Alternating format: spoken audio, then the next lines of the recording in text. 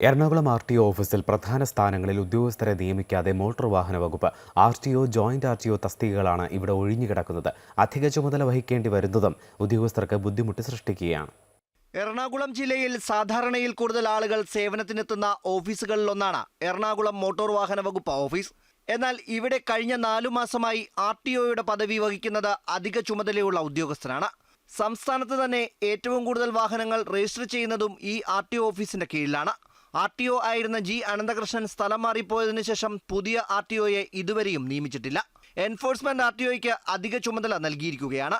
സമയമെടുത്താണെങ്കിലും ഇരു ഓഫീസുകളുടെയും പ്രവർത്തനം താളം തെറ്റാതെ കൊണ്ടുപോകുന്നതായും സ്കൂൾ ബസ്സുകളുടെയും വാഹനങ്ങളുടെയും പരിശോധനയടക്കം വാഹന സംബന്ധമായ എല്ലാ കാര്യങ്ങളും കൃത്യമായി നിർവഹിക്കാൻ കഴിഞ്ഞിട്ടുണ്ടെന്നും ഇദ്ദേഹം പറയുന്നു.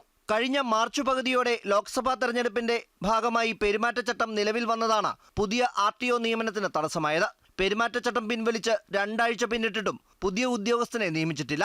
ഈ സ്ഥിതി തുടരുന്നതിനിടയിൽ 1.5 മാസം മുമ്പ് ജോയിന്റ് ആർ.ടി.ഒയും സ്ഥാനക്കയറ്റം ലഭിച്ച് സ്ഥലം മാറിപ്പോയി.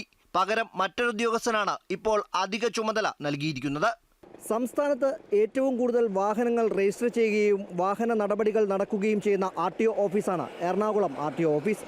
ഇവിടെ 1.5 മാസമായി ജോയിന്റ് ആർ.ടി.ഒയുടെയും 4 മാസമായി ആർ.ടി.ഒയുടെയും ഒഴിവുകൾ നികത്താതെ കിടക്കുകയാണ്. എത്രയും വേഗം ഇതിന് നടപടി ഉണ്ടാകണം. ക്യാമറമാൻ ശശികാന്തിനൊപ്പം രജിത് കുമാർ, അമൃത ന്യൂസ്, കൊച്ചി.